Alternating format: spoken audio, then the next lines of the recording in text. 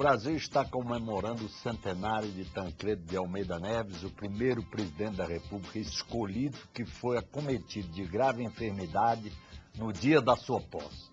Tancredo teve longa trajetória na política brasileira, participando de fatos históricos marcantes, desde o suicídio de Getúlio Vargas, a aprovação da emenda parlamentarista para garantir a posse do vice-presidente João Goulart após a renúncia de Jânio Quadros.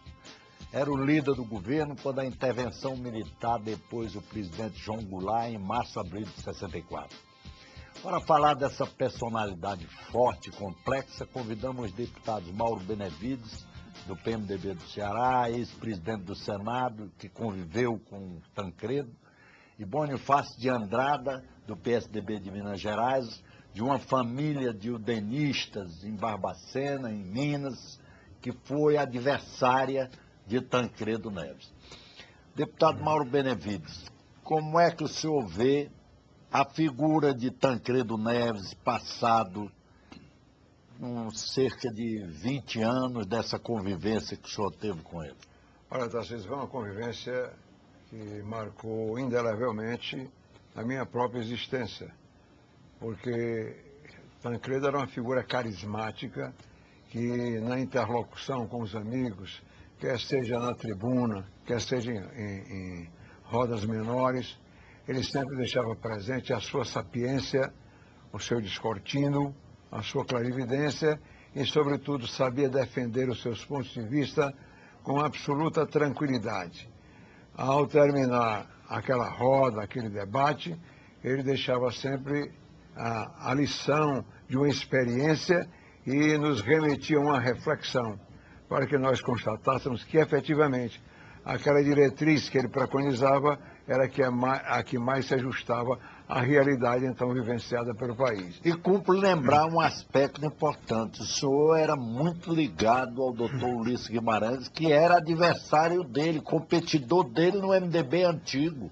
Mas eu sempre... E duas figuras conservadoras. Eu sempre convivi muito bem com ambos.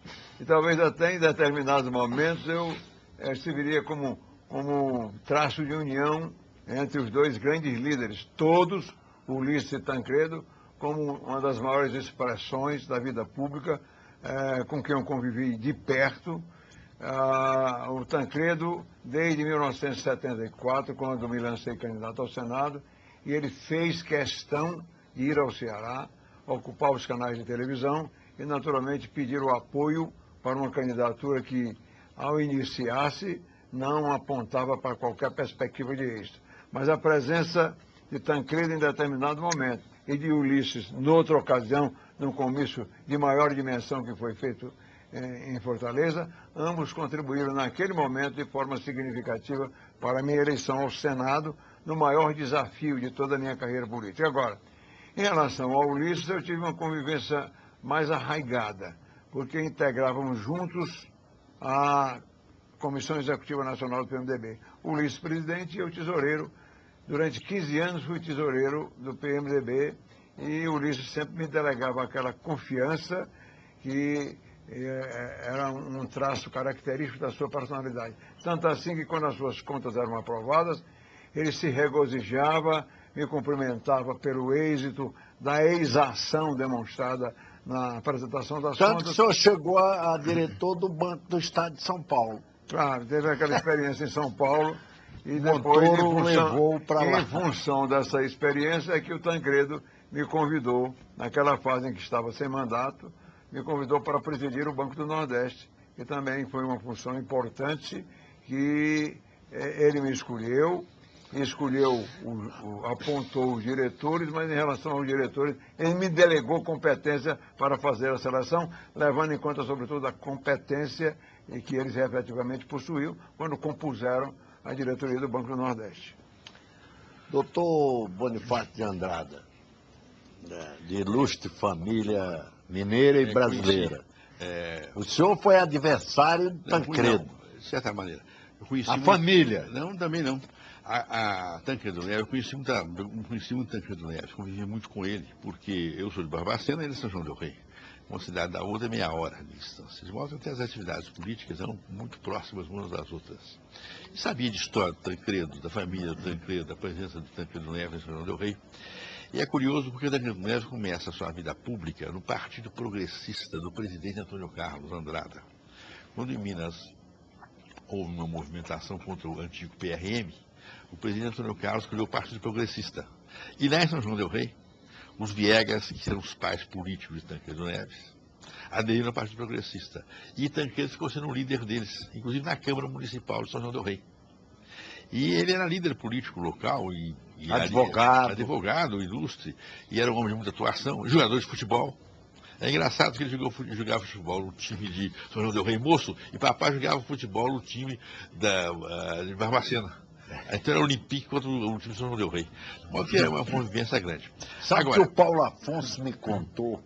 Muita gente pergunta por que o Tancredo não foi caçado. Porque ele se expôs muito em 64. Ele era o líder do Jango. Mas ele Aí muita gente dizia, não, porque os alemães, os irmãos Geisel, gostavam dele e gostavam. Sim, mas não foi o Costa Silva. Quando o Costa Silva era major em São João del Rei, jogava muito, agrediu um sujeito numa banca de jogo. A Dona Yolanda procurou como advogado o Tancredo. O Tancredo disse, a senhora deixa que eu vou resolver o problema. Atuar. Aí o Tancredo foi ao sujeito agredido e conseguiu que ele retirasse a queixa da polícia. Mas além disso, Tancredo prejudicava a carreira do general. Tancredo também tinha parentes militares. Parentes militares ligados ao Costa Silva e ligados a outra. O general Dornelles era casado com a irmã dele. Exatamente. Tancredo é uma figura interessante, porque também ele tinha, indiretamente, através do Dornelles, parentesco com Vargas, com Getúlio Vargas. Né? E o Dornelles ligado ao Getúlio. E eram parentes. E o Getúlio era Dornelles. Era Dornelles. Ele tinha parentesco também com os Dornelles, com o Vinícius Valadares também. Vinícius Valadares e Tancredo tinham vinculações com o Getúlio através dos Dornelles. Eram aparentados e muito ligados. De modo que eu conheci Tancredo muito bem. Para mim, acho que Tancredo era uma figura muito interessante e era um homem extraordinário. Há 3 aspectos que a gente pode ver na vida de Tancredo. Ele era um político notável, como disse aqui o meu querido amigo, o senador Mauro.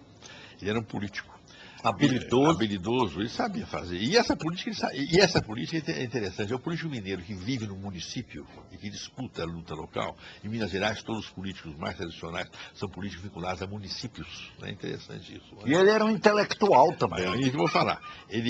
Tancredo era um político, foi um grande parlamentar e era um homem de letras, era um homem intelectual. Os discursos de Tancredo Neves são peças muito bonitas, muito interessantes. Tem o discurso dele sobre o presidente Antônio Carlos. A morte de Juscelino, ele fez um antológico. Há discursos dele realmente de improviso, né? Era um homem que sabia, ele tinha uma grande cultura intelectual. E tinha visão dos problemas históricos de uma forma assim, muito profunda. Ele fazia análise das questões históricas. E esse conhecimento dele da história do Brasil e problemas históricos é que lhe valiam muito para as atividades políticas do dia a dia dele. Tancredo, ele não era, por exemplo, Tancredo não foi assim um fazedor de obras, não foi um governante fazedor de obras, mas era um político criador de situações políticas. É verdade. E um destruidor de situações políticas também. Ele sabia fazer. Com os adversários. Mas de uma forma muito mineira, muito civilizada, muito educada. Tancredo era um homem educado. Era um homem que sabia conversar com o adversário, com o amigo, é a mesma conversa, era uma figura muito interessante. Ele é bem uma figura, digamos assim, das melhores tradições de Minas, né, da política mineira. Ele é uma personalidade muito interessante. Mas o que me parece que foi realmente altamente significativo em Tancredo Neves foi realmente as atividades políticas dele que o levaram ao governo de Minas, e do governo de Minas, então, o que alçaram a uma liderança nacional em que ele consegue retirar de todos os partidos grupos políticos que vão girar em torno dele. E através dessa manobra é que ele consegue, então, a presidência da República. Depois de ter feito uma dissidência no PMDB e criado um partido. Com Magalhães Pinto, que era o adversário dele. Com Magalhães Pinto, que era o adversário dele, que foi candidato contra ele no governo de Minas, né? Ele conseguiu. E ganhou. Não, Tancredo não foi derrotado por Magalhães nas eleições. Magalhães ganhou. Magalhães ganhou. Mas Tancredo conseguiu mais tarde formar um partido que ele era o líder, de que Magalhães Pinto fazia parte. Eu convivi com todos os dois. Então, depois desse partido, o Tancredo volta ao PMDB, para então transformar-se realmente no candidato. Mas ele me contou uma história antológica que eu precisava contar. Ele disse, o Juscelino chamou e disse, ô Tancredo, chama o Dagoberto para ser ministro da Justiça, Dagoberto Salles, um catarinense. Aí o Tancredo chegou para o Dagoberto e disse, olha, o Juscelino está lhe convidando para ser o ministro da Justiça dele. O Dagoberto ficou na maior felicidade, brigava com o Nereu Ramos de Santa Catarina. Aí, de repente, as coisas mudaram, o Juscelino disse, olha, não dá mais para chamar o Dagoberto, você tem que conversar com o Dagoberto. Aí o Tancredo fugia do Dagoberto, ele mesmo contando isso, fugia do Dagoberto. Um dia não houve condição, eles se encontraram, aí o Dagoberto disse, Tancredo, ele disse, olha, você me perdoe, as coisas mudaram, você sabe como é a política. Aí o Dagoberto disse, mas lá em Santa Catarina, só de baixo agora de cacete. E era uma figura interessante. Doutor Mauro, relembra aí a sua... Um dos momentos que mais marcaram a minha convivência com o Tancredo foi quando a bancada, tanto de senadores como de deputados, a bancada se reuniu, nessa época eu era senador. A bancada se reuniu para discutir a posição do partido em relação à reforma do judiciário. Então, no auditório, aqui no auditório Nereu Ramos, reuniram-se, portanto, os dois grupos, e então houve um debate em torno da reforma do judiciário. O Paulo Brossard, o grande tribuno, o grande jurista, apontou uma série de incongruências na proposta enviada pelo Poder Executivo como reforma do judiciário, entendendo que nada se encontrava no projeto, na iniciativa do então presidente Geisel que pudesse apontar para aquilo que era um anseio geral, que era uma celeridade maior na prestação jurisdicional. E nessa fase, aliás, o Congresso suspendeu suas atividades. Exatamente. Então, em função disso, houve o discurso do Brossard nessa linha de rejeição da reforma do judiciário enviada pelo Poder Executivo. E o Tancredo foi fazer, então, um pronunciamento sereno, tranquilo, como era do seu próprio temperamento, e evidenciou aquela perceptibilidade de uma situação grave que se esboçava no panorama nacional. Nós iniciáramos a chamada reforma política lenta e gradual, comandada pela genialidade de um Petrone Portela.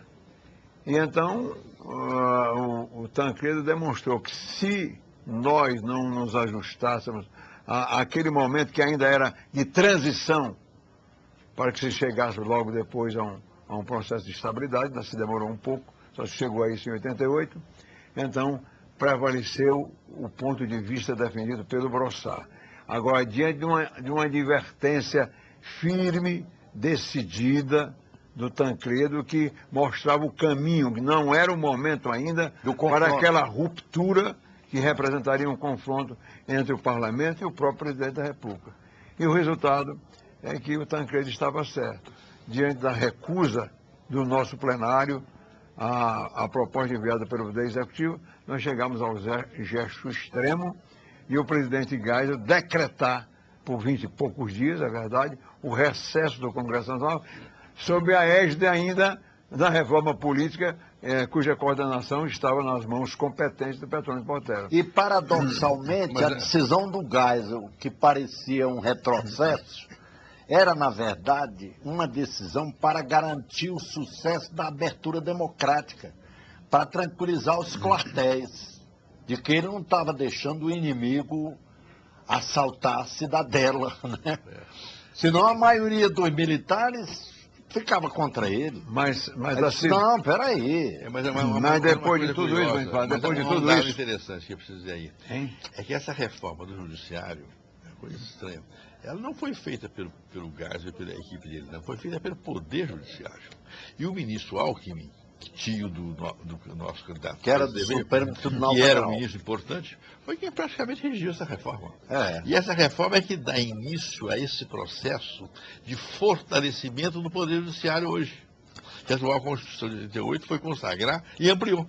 É verdade. E o Brossat, que posteriormente integraria o Poder Judiciário, apontou todas aquelas falhas na proposição enviada ao Parlamento Brasileiro. Ele teve a coragem de apontar erros e, indiscutivelmente, ninguém vai contestar a competência do Brossat, depois ministro da Justiça e ministro Supremo Tribunal Federal. Uma grande figura. Realmente houve o confronto oratório entre o Brossat e o Tancredo. O Tancredo naquela postura de absoluta tranquilidade, fazendo as ponderações e apontando para o previsível agravamento da situação no caso de o Congresso se posicionar contrariamente à aprovação da norma, o que terminou ocorrendo. O Petrônio lastimou e começou a vivenciar, ele mesmo deixando transparecer para nós que eu integrava a mesa do Petrônio naquele momento com o sábio Amaral Peixoto. Nós vivenciávamos realmente, éramos os representantes. Grande figura. Éramos os representantes do MDB na composição da mesa, portanto, permanentemente instados pelo Petrônio a emitir, a parecer opinião em nome do partido que nós representávamos, mas o fato é que, ao final do episódio, o que é que aconteceu? Recesso do Congresso Nacional, uma frustração para o próprio Petrônio, que estava conduzindo a abertura política. Que tipo de abertura era aquela? Abertura anunciada aos quatro ventos e sofria, assim, um hiato temporal que realmente significou um desestímulo. O homem mais sensato e equilibrado que eu conheci na minha vida. Muito interessante. Mas há um episódio aqui. Tão equilibrado. Mas há um episódio dessa reforma judiciária que eu quero falar, porque é um episódio histórico. Naquela época, pelas normas constitucionais, quem suspendia a execução das leis era o Senado da República. O Supremo Tribunal não poderia fazer, não existia ADIM. E nessa reforma, o Alckmin já colocou a ADIM, que é de outras palavras, colocou. E o Petrônio se opôs, porque isso ia enfraquecer o Senado. Por quê? Porque o Senado ia perder a competência, na prática, de suspender as leis consideradas inconstitucionais. Hoje não, hoje o Supremo considera uma lei inconstitucional por causa do ADIM e o Senado não tem nenhuma participação, enfraqueceu muito o Senado. Então, o Petrônio se opôs a isso, né? E o Geisel concordou com a observação do Petrônio, o que evidencia que essa reforma, de fato, ela veio do Poder Judiciário. Né? É um dado interessante. Agora, outra questão fundamental é essa. Eu discordo um pouco do meu amigo Mauro Benevides. O Petrônio era um grande artista político que estava lutando pela abertura.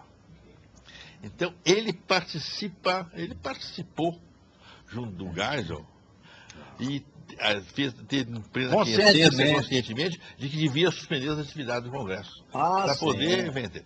E é outra coisa curiosa. De todos os presidentes da República, o presidente militares, o que teve realmente domínio total sobre as forças militares, foi o Figueiredo. O general Geisel não teve essa força. Tanto não teve que quase ele foi posto fora do poder pelo ministro da guerra dele, pelo ministro Silvio Frota. Pelo Silvio Frota. Aí ele demitiu. Demitiu sim, mas ali revela. Ele era uma autoridade. Demitiu depois de uma articulação, enorme. Articulação militar. Agora o presidente João Figueiredo, sim, ficou 6 anos no poder. Não houve a menor manifestação, nem a menor manobra de setores militares contra a autoridade dele como presidente da República. Contra o Geisel houve 2 ou 3 vezes. O Geisel superou, porque era uma liderança muito poderosa.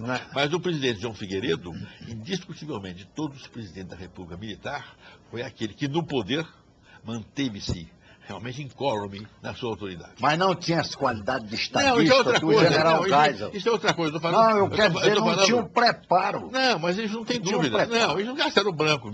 Mas ele, Figueiredo, tinha uma liderança política maior que o Geisel. Essa é a verdade. Não tem dúvida. Porque o Geisel, quartéis, da maioria. O Figueiredo tinha uma liderança total. E os generais todos respeitavam ele e se integravam com ele. No Exército, eles dizem que o pessoal de artilharia, que era o caso do Geisel e do Reinaldo Melo de Almeida, é uma elite de intelectuais. Que é vista de uma maneira... É uma elite dirigente da instituição, mas não era um trupier. O Figueiredo era um trupier. Era um homem que tinha apoio, tinha uma popularidade enorme das Forças Armadas. Ficou 6 anos no poder sem o menor problema. E aquela grave questão que houve em São Paulo, ele superou graças à energia dele e à autoridade dele. Agora voltando aqui ao doutor Mauro Benevides, só uma coisa, doutor Mauro. voltando ao Tancredo, que é o motivo da nossa conversa, Certo. embora todas essas digressões vinculadas sejam legítimas. Então, é vinculadas ao esquema. O Tancredo tinha outro caráter, outro aspecto do seu caráter muito relevante. O Tancredo, ao longo da sua trajetória, com aquela habilidade toda, podia parecer um homem frouxo. Pouco corajoso não era, não. Ele era muito corajoso. Agora, enérgico. Veja, eu vou citar um exemplo agora para vocês. Chegava a lutar. Eu vi uma vez ter um Enérgico. áspero diálogo com o Badaró aqui no plenário.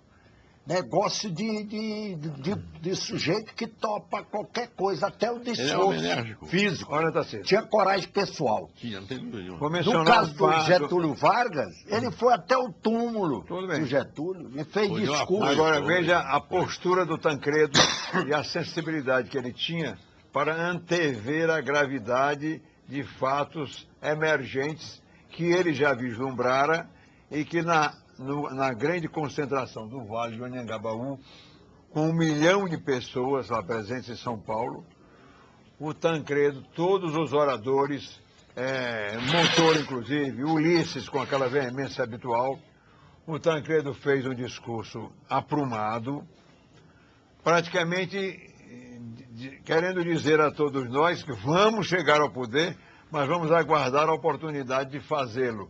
Quer dizer, qualquer exacerbação maior naquele momento prejudicaria o processo de abertura pelo qual nós estávamos lutando. Então ele tinha uma visão daqueles fatos que viriam a ocorrer.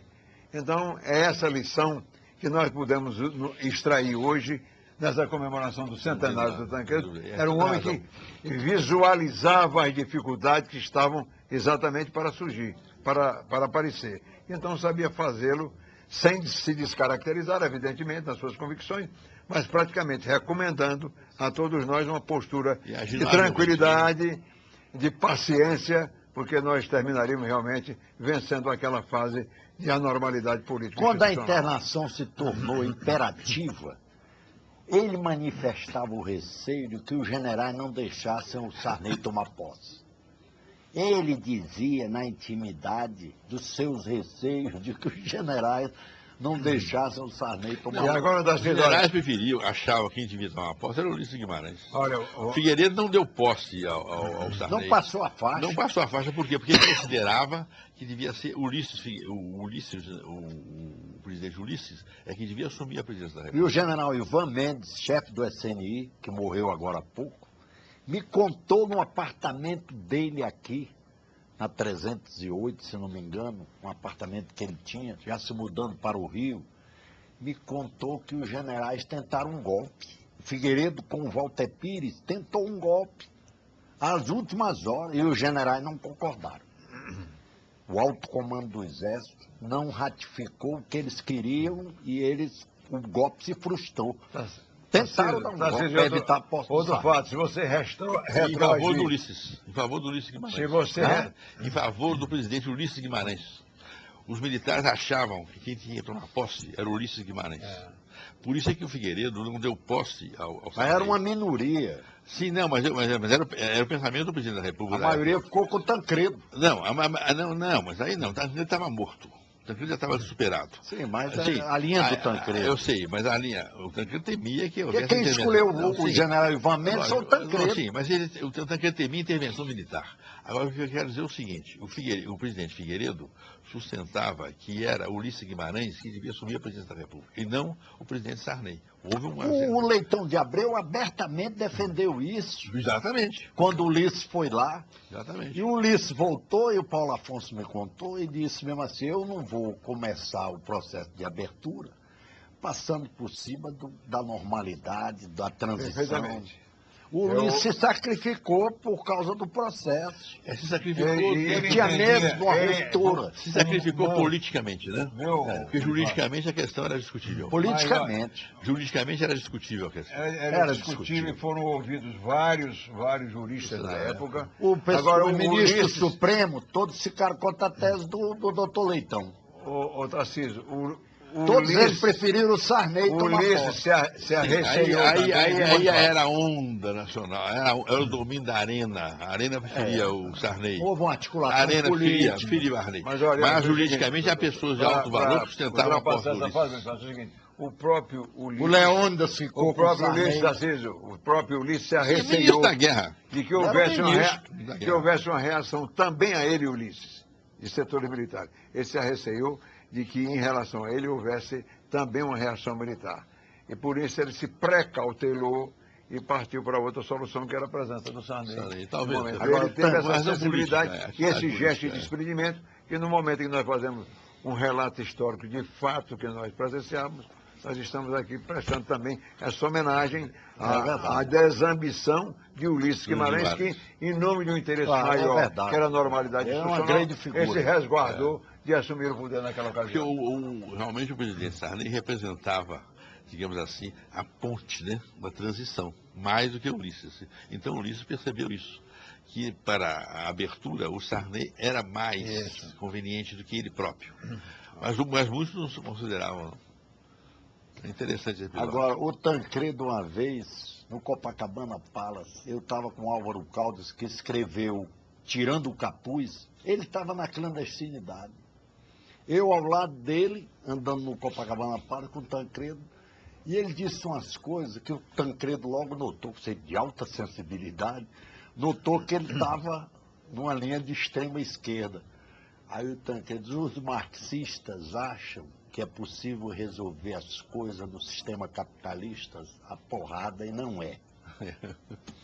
Ele tinha uma visão muito esclarecida dos problemas, né? Bom, eu queria aqui agradecer a presença dos deputados Mauro Benevides, que foi presidente do Senado, que conviveu com o doutor Tancredo Neves no Senado, e o deputado Bonifácio de Andrada, que é uma figura tradicional, uma família tradicional de Minas e do país, ex-membro da UDN, como o doutor Bonifácio, doutor Zé Bonifácio, pai dele.